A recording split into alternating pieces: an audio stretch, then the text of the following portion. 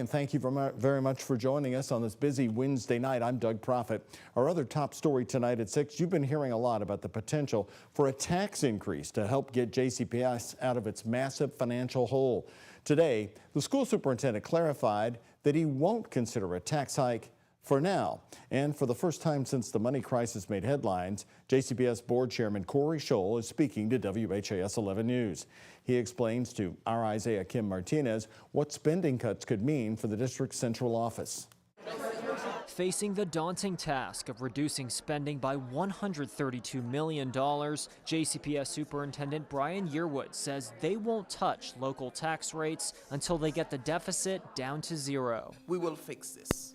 We'll do it responsibly, with great transparency, and without asking taxpayers for more before we balance our own budget. JCPS Board Chairman Corey Scholl tells me he's on the same page there. We have to balance our budget before we can approach the community asking for more money. Speaking in front of JCPS students and community leaders at the Louisville Forum, Yearwood doubled down that spending cuts need to start at the central office. The first place we will tighten our belts is at the top, not the classroom. I asked Scholl whether we could see layoffs in these administrative offices. I don't know about layoffs, but there certainly will be some organizational chart changes. Certain individuals who may be working at central office currently may be reassigned to other areas that are of higher necessity. In the classroom?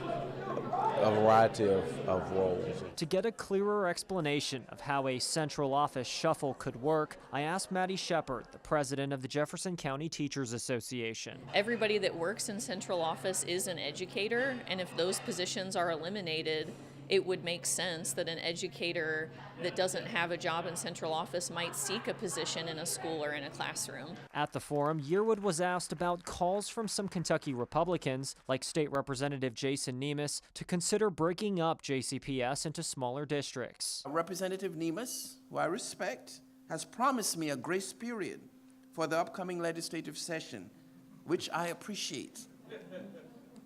But that comes with expectations on my part as well. So we're going to give him a little bit of space to do what needs to be done, and I'm hopeful that he does. If he doesn't, then we're going to have to right-size JCPS, and I've got the votes to do it, and we'll get it done.